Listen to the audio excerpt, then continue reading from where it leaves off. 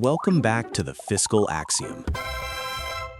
There is a bill sitting on the desk of corporate America right now, and it is due immediately.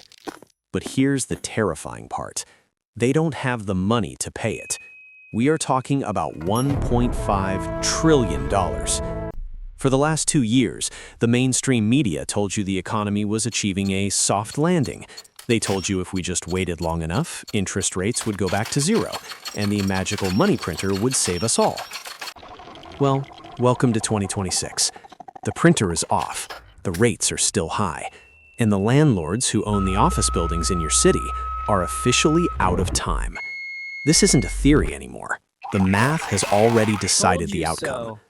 And if you think this is just a problem for billionaires in suits, you are tragically mistaken. Because when a $1.5 trillion bomb explodes, the shrapnel hits your wallet.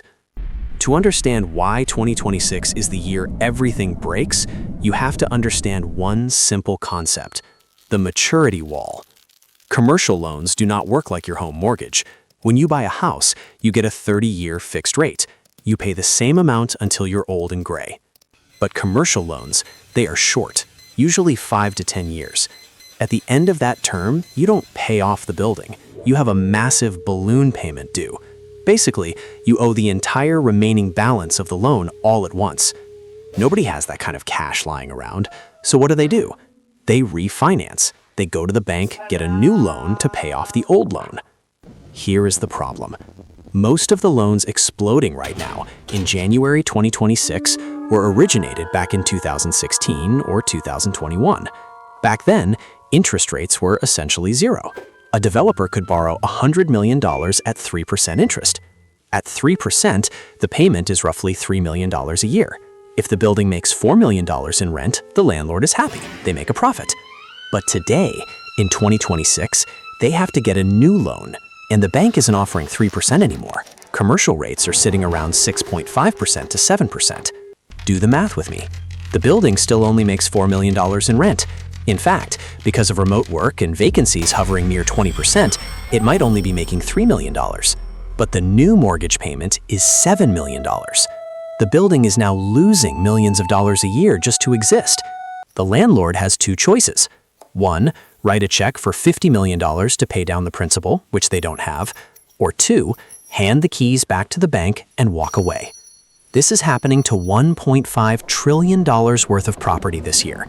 It is a mathematical guarantee of default.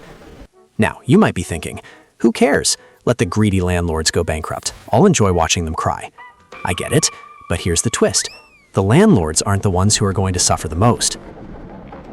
When a landlord walks away from a building, the bank becomes the new owner.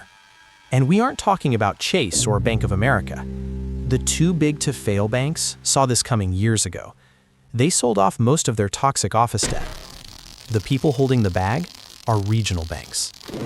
These are the small and mid-sized banks in your town, the ones that sponsor your Little League team. Data shows that regional banks hold nearly 70% of all commercial real estate loans. For these banks, a loan is counted as an asset on their balance sheet.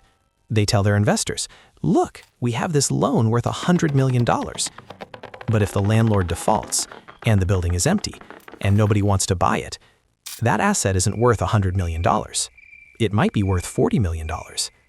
If a bank has to mark down that asset by 60%, they are technically insolvent. They are bankrupt. We saw a preview of this in 2023 with Silicon Valley Bank, but that was a liquidity crisis.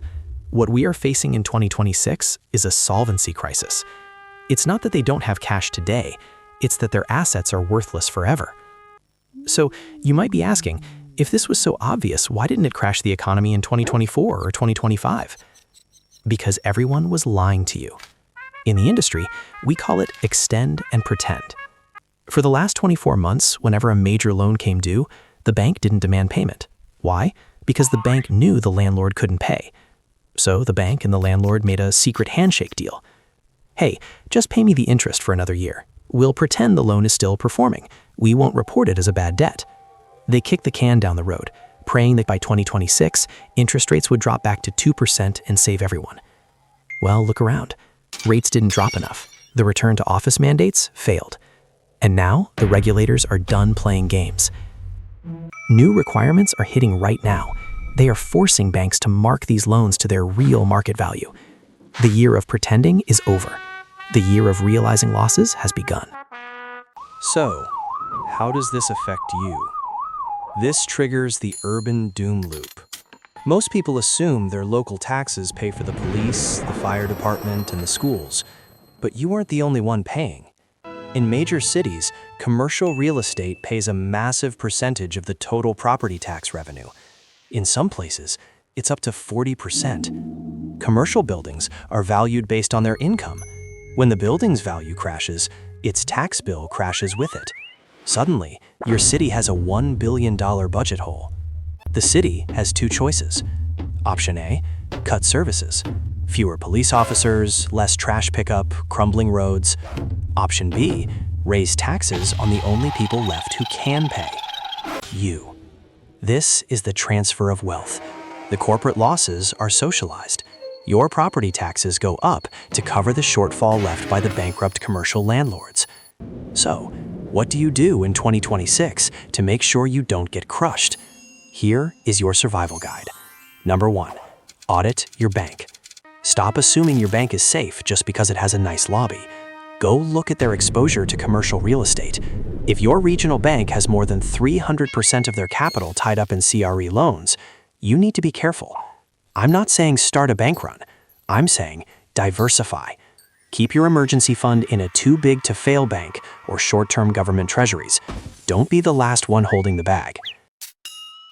Number 2, watch local politics. If you own a home in a city with high office vacancy, expect a property tax hike. Budget for it now. If you are renting, expect your landlord to try to pass that cost on to you. Number 3, cash is king. In a credit crunch, cash is the most valuable asset. If you have liquidity, 2026 isn't a crisis. It's the buying opportunity of a decade. While everyone else is panic selling because they can't refinance, you can swoop in and buy assets for pennies on the dollar. The $1.5 trillion maturity wall isn't just a headline. It is a reset of the economic order. The bill has arrived. The only question left is, are you going to be the one paying it, or are you going to position yourself to profit from the cleanup? The choice is yours. I'll see you in the next one.